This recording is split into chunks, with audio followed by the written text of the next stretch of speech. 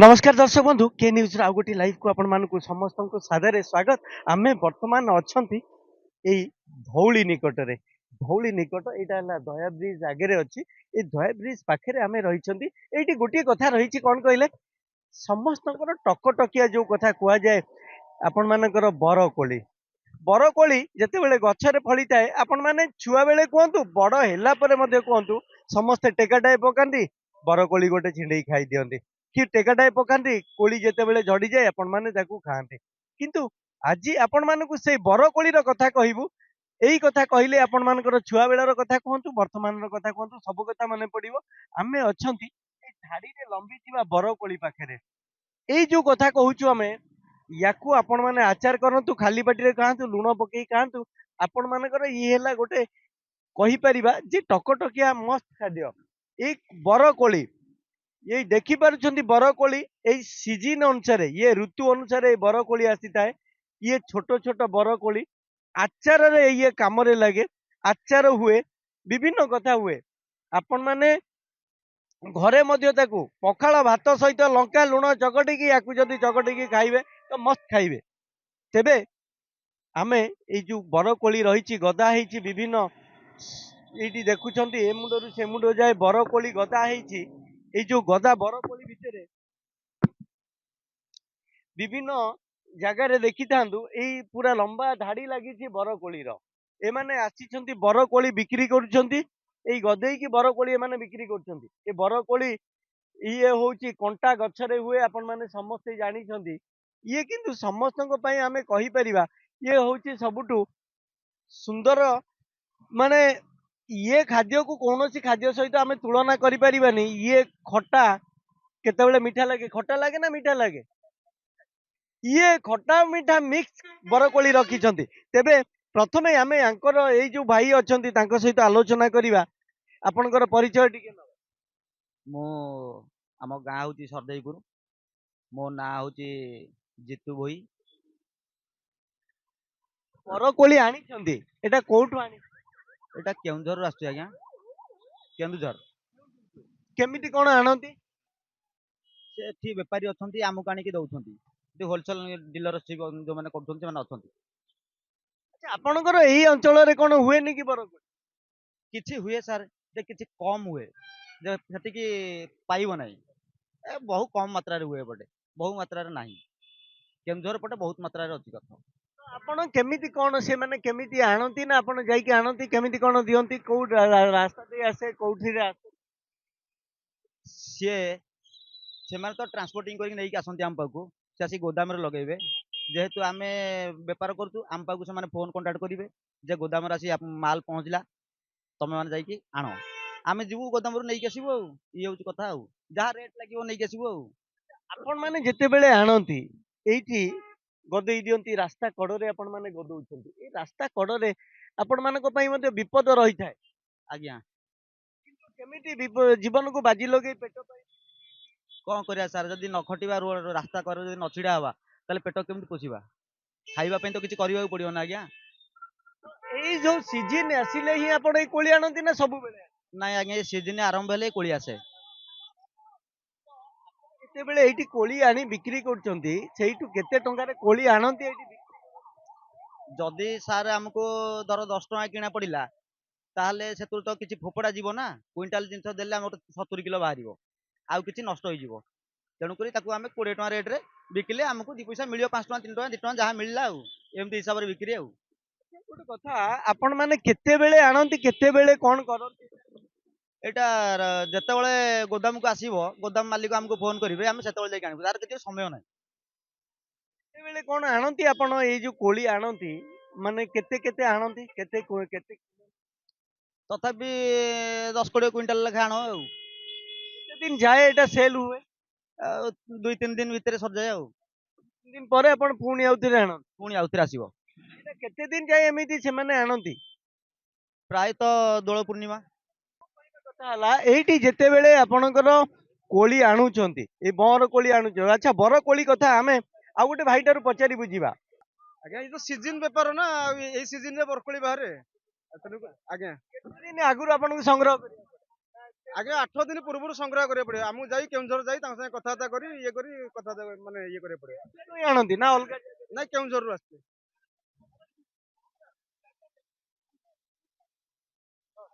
ଆଜ୍ଞା କେଉଁଝରରୁ ଆସେ ମାଲ ଆଉ। କେଉଁଝରରୁ ଆଣନ୍ତି ଆପଣ ମାନେ? ଯଦି ଆପଣ ମାନେ କେଉଁଝରରୁ ଆଣୁଛନ୍ତି, ଗୋଟେ କଥା ହେଲା ଯେ ଆମେ ଟିକେ ଏଇପଟକୁ ଯିବା, ଏଇଠି ଆସନ୍ତୁ ଆଉ ଟିକେ। ଆଜ୍ଞା କେତେବେଳେ କଣ ଯାଆନ୍ତି ଥରେ ସାର୍ ଗଲେ ଦେଖିଦେଇ ଆସିଲା ପରେ ତାପରେ ସେପଟେ ଅଛନ୍ତି ବେପାରୀ ସିଏ ଆମକୁ ତୋଳାତୋଳି କରି ଲୋକ ଧରିକି ଆମକୁ ପଠେଇ ଦିଅନ୍ତି ଆମେ କିଣି ଆଣୁ ଗାଡିରେ ଆଉ। ଏଇଠି କେତେବେଳେ ଆସିକି ଦୋକାନ ଲଗାନ୍ତି, କେତେବେଳେ ସରେ? ସକାଳ 8ଟାରେ ଦୋକାନ ଲାଗିଯାଏ ଆଜ୍ଞା। କେତେବେଳେ ସରେ? ରାତି 9ଟା 10ଟା ସେମିତି ନାହିଁ। ଏବେ ଟିକେ ନୂଆ ବର୍ଷ ବୋଲି ଟିକେ ଜାମ୍ ରହୁଛି ସେଥିପାଇଁ 10ଟା ହେଇଯାଉଛି ରାତି। ସମୟ ଯାଏ ଆପଣ ଠିଆ ହେଇକି ଏଇଠି ବିକ୍ରି କରନ୍ତି, ଆପଣ ତ ବସିବା ପାଇଁ କିଛି ସୁବିଧା ନଥାଏ। ଆଜ୍ଞା ସୁବିଧା ନାହିଁ। ଏତେ ସମୟ କେମିତି? ଆଉ କଣ କରିବା ସାର୍ ପରିବାର ପାଇଁ ତ ଏତେ କଷ୍ଟ କରିବାକୁ ପଡିବ ନା। ଏଇ କୋଳି ବର୍ତ୍ତମାନ ଏଇ ଯୋଉ କୋଳି ଆଣିଛନ୍ତି, ଏଥିରେ ଆପଣଙ୍କର କେତେ କଣ ଲାଭ ବାହାରେ ମଜୁରୀ ଗୋଟେ ବାହାରି ଯାଏ 500-600 ଟଙ୍କା ହେଇଯାଏ ଦିନକୁ। ଦିନକୁ? ଆଜ୍ଞା କେତେ ଟଙ୍କାର ବିକ୍ରି କଲେ ଯାହା ବି ହେଲେ ଆଜ୍ଞା 2000-3000 ଟଙ୍କାର ବିକ୍ରି କଲେ 500-600 ଟଙ୍କା 1000 ଟଙ୍କା ଭଳିଆ ବାହାରିଯାଏ। 3000 ଟଙ୍କା ବିକ୍ରି କଲେ 500-600 ଭଳିଆ ବାହାରେ? ଆଜ୍ଞା ଆଜ୍ଞା ଆଜ୍ଞା ଦିନକୁ କଣ ଏତେ ବିକ୍ରି ହୁଏ? ଆଜ୍ଞା ହେଇଯାଉଛି ଆଉ। କେତେ ଚାହିଦା ରହିଛି ୟାର? ବରକୋଳିର ଆଜ୍ଞା ଚାହିଦା ରହିଛି 2 ମାସ 3 ମାସିଆ ଫଳ ନା ଆଉ ଟିକେ ଚାହିଦା ଅଛି ବରକୋଳିର। ଆଉ ଗୋଟେ ଥାଏ ବଡ କୋଳି, କିନ୍ତୁ ଏଇଟା କଣ ଦେଶୀ? ଏଇଟା ଦେଶୀ କୋଳି ଆଜ୍ଞା ବରକୋଳି। ସେଇଟା ଯୋଉ ରହିଛି ସେ କଲକତି କୋଳି ଟିକେ ବଡ ସାଇଜ ରହିବ। ଆଜ୍ଞା ଆପଣଙ୍କର ଏଇଟା ଦେଶୀ କୋଳି? ଆଜ୍ଞା ଆଜ୍ଞା ଦେଶୀ। ଆଚ୍ଛା, ଏଇ ଦେଶୀ କୋଳିର ଚାହିଦା ଆଗରୁ ଥିଲା ଅଧିକା ନା ବର୍ତ୍ତମାନ ଅଛି? ନାଇଁ ଆଗରୁ ଥିଲା ଅଧିକା ଏବେ ବି ଅଧିକ ଅଛି ଅଧିକା। ଲୋକମାନେ କେତେ କେତେ କିଲୋ? ସେମିତି ଲୋକ ଆସୁଛନ୍ତି ଆଚାର ପାଇଁ ଆଜ୍ଞା 5 କିଲୋ 10 କିଲୋ ବି ନଉଛନ୍ତି ଆଚାର କରିବା ପାଇଁ। ଆଉ ଏମିତି ଖାଇବା ପାଇଁ କିଲେ ଅଧ କିଲେ ଘର ପାଇଁ ନଉଛନ୍ତି। ନାଇଁ ନାଇଁ ଆମେ ଆଜ୍ଞା ଟୋଣର ସବୁ ଆଇଟମ କରିଦେଇଛୁ। ଆସିବ ଯିଏ ସେମିତି ସାଧା ଯିଏ ଖାଇବ ଖାଇବ, ନାଇଁ ତ ଯଦି କହିବ ଆମକୁ ଟିକେ ମଡେଇକି ଦିଅନ୍ତୁ ଆମେ ମଡେଇ ଦବୁ। ତ ଇଏ ହଉଛି ଗୋଟେ କଥା ଯେ ବରକୋଳି ଆମ ସହିତ ଜଣେ ମ୍ୟାଡାମ ଯୋଡିଛନ୍ତି, ଆମେ ତାଙ୍କ ସହିତ କଥା ହବା। ବରକୋଳି କିଣିଲା ବେଳେ ଆଉ ସେ ବରକୋଳି କୋଳି ଆଉ କେତେ ଆପଣଙ୍କର ଟେଷ୍ଟି ଥାଏ?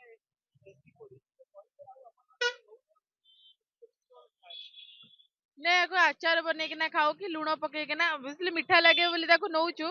ଫାର୍ଷ୍ଟ ଟାଇମ ଏଇ ବର୍ଷର କୋଳି ଟ୍ରାଏ କରୁଛୁ ଆଉ। ଆପଣ ମାନେ ମାନେ ସବୁଠୁ ଆପଣ ମାନଙ୍କର ପ୍ରିୟ କହିପାରିବେ କି? ହଁ ହଁ ହଁ ହଁ ନିହାତି ନିହାତି। କାହିଁକି?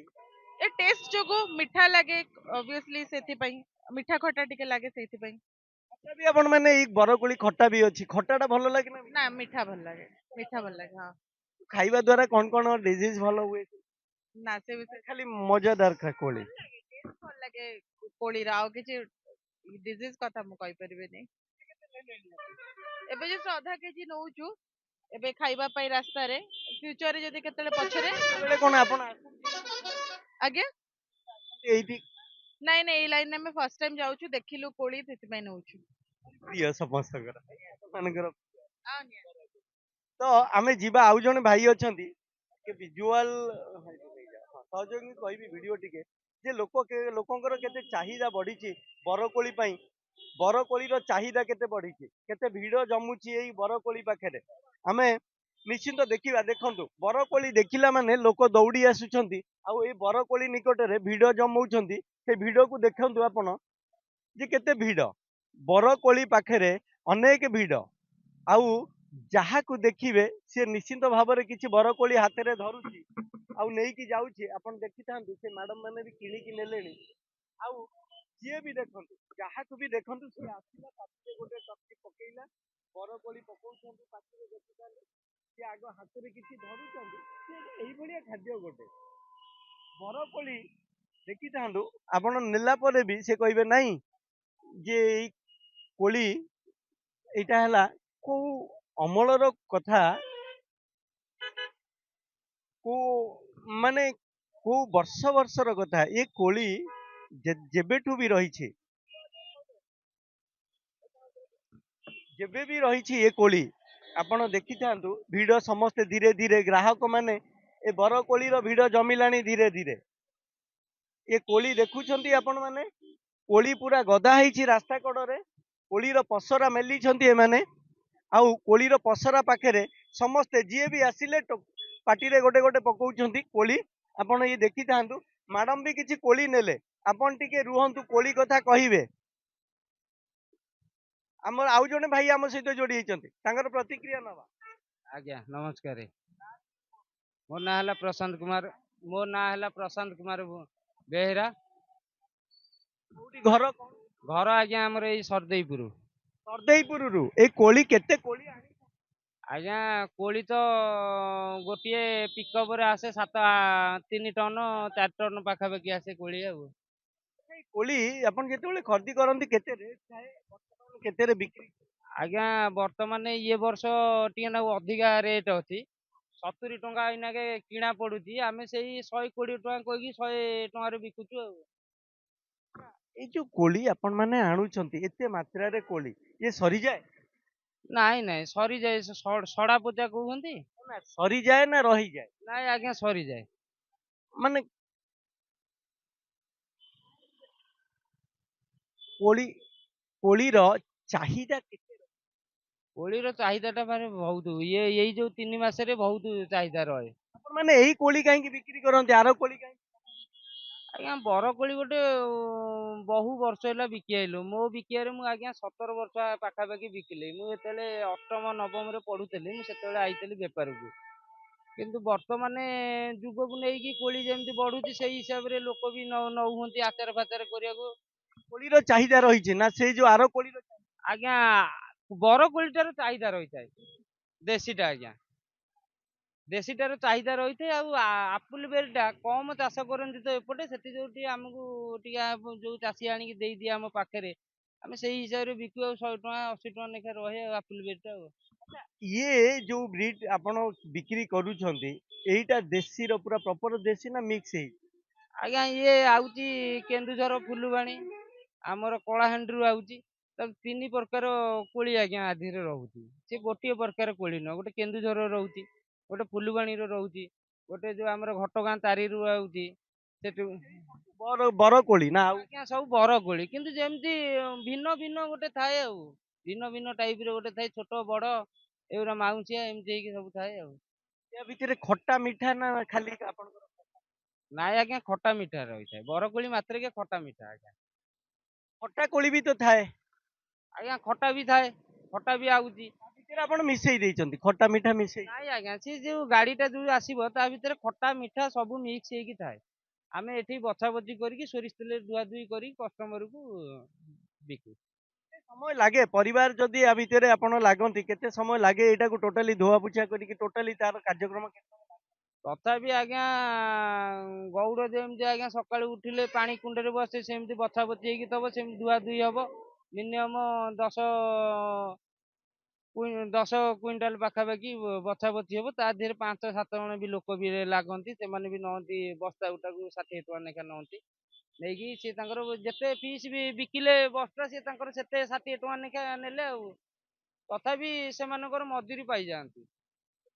ଆସେ ତ ଏଇଠି ଆପଣ ଏଇଠି ଯୋଉ ଆସିକି ପହଞ୍ଚନ୍ତି ମାନେ ସରିଲା ଟାଇମ ଆସିଲା ଟାଇମ ଆପଣଙ୍କର ନାଇଁ ନାଇଁ ସରିଲା ଟାଇମ କି ଆଜ୍ଞା ଟିକେ ନାକୁ ରେଟ୍ କମି ଯାଇଥାଏ। ଅଇନା ଯୋଉ ଟିକେ 100 ଟଙ୍କାରେ କିଲେ ନଉଛନ୍ତି ସେତେବେଳେ 100 ଟଙ୍କାରେ 3 କିଲେ ନେବେ ସରି ଯାଇଥାଏ। ତାପରେ ବି ସିଜିନ ବି ଚଳେଇ ଯାଇଥାଏ। ତାପରେ କୋଳି ଗୁରା ବି ଶୁକୁଟା ହେଇଯାଇଥାଏ। ଲୋକ ନବାକୁ ଟିକେ କହନ୍ତି ଯେ ଶୁକୁଟି ଯାଇଛି ଇଏ ଆଚାର କରିହବନି କିନ୍ତୁ ସେଗୁଟା ହେଲା ଆଚାର ପାଇଁ ଠିକ। ଲୋକ କିନ୍ତୁ ଭାବି ପାରନ୍ତିନି ଯାହାର ଯେମିତି ବ୍ୟବହାର କରିକି ଯେ ଯେମିତି ଚଲଉଛନ୍ତି ସେମିତି ବ୍ୟବହାର କରନ୍ତି କୋଳି ନେଇକି। କେତେ ପରିଶ୍ରମ କରିବାକୁ ପଡେ ତଥାପି ଆଜ୍ଞା ସକାଳୁ ଲାଗିଲେ ରାତି 8ଟା 9ଟା ଯାଏ ଆଉ। ଲୋକମାନେ ପର ଡେ କେତେ କୋଳି ନିଅନ୍ତି ମିନିମମ ଆମ ଦୟା ବ୍ରିଜ ରେ ଯେତୋଟି ଦୋକାନ ହେଇଛି ପର ଡେ ଆମର 4 କୁଇଣ୍ଟାଲ ରୁ 7 କୁଇଣ୍ଟାଲ ଭିତରେ ମାଲ ସରେ ପର ଡେ। ଯେତେ ଦୋକାନ ଦିଆ ହେଇଛି ସମସ୍ତିଙ୍କର ମିଶିକି। ଲୋକ ଆସିଲେନି ପ୍ରତ୍ୟେକ ଲୋକ ଯିଏ ଆସନ୍ତି ନିଅନ୍ତି ଆଜ୍ଞା କିଲେ 2 କିଲେ ଆଉ ଆଚାର ବେଳେ ଆଜ୍ଞା 5 କିଲେ 7 କିଲେ 10 କିଲେ ଏମିତି ସବୁ ଉଠିବ ଆଚାର ବେଳେ। କାହିଁକି ରେଟ୍ ଟିକେ କମ ହେଇଥାନ୍ତି ତ ଆଚାର ପାଇଁ ନେଇଯାଆନ୍ତି ସବୁ। ଆଚାର ପାଇଁ କେତେ କେତେ ଲୋକ କିଏ ନଏ 5 କିଲେ କିଏ ନଏ 10 କିଲୋ କିଏ ଗୋଟେ ନେଖା ଟ୍ରେ ନେଇଯାଏ 25 କିଲୋ 30 କିଲୋ ଏମିତି ସବୁ ନେଇଯାଆନ୍ତି।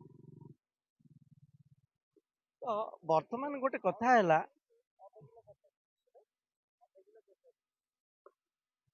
ଯୋଉ ଲୋକମାନଙ୍କୁ ଆପଣ ଦିଅନ୍ତି ରାସ୍ତା ଘାଟରେ ଆପଣ ବସିଛନ୍ତି ଏଠି ଅଲଗା ପ୍ରକାର କଥା ଥାଏ ଲୋକମାନେ ଗୁଣ୍ଡାଗର୍ଦି କରନ୍ତି ପଇସା ଦିଅନ୍ତିନି ପଳେଇ ଯାଆନ୍ତି ନା ନା ନା ନା ପଇସା ଦେଇକି ଯାଆନ୍ତିନି, ଗୋଟେ ଗୋଟେ ଯାଆନ୍ତି ହାରି।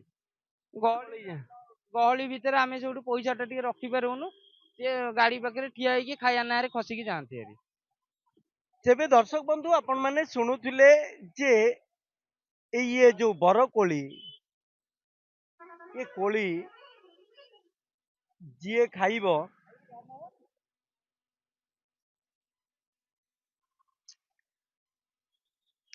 ତା ମଜା ଗୋଟେ ନିଆରା ମଜା। ସବୁ ଖାଦ୍ୟ ଆପଣ ମାନେ ଖାଆନ୍ତି ସତ, କିନ୍ତୁ ଇଏ ଆମ ଓଡିଶାର ଏଇ ଯୋଉ ବରକୋଳି ସବୁ ଜାଗାରେ ଫେମସ। ଏ ବରକୋଳି ଯିଏ ଖାଇବ ସେ ଗୁଣ ଗାଇବ। ଭୁବନେଶ୍ୱରରୁ ରାଜାଙ୍କ ରିପୋର୍ଟ, କେ ନ୍ୟୁଜ୍ ଓଡ଼ିଶା।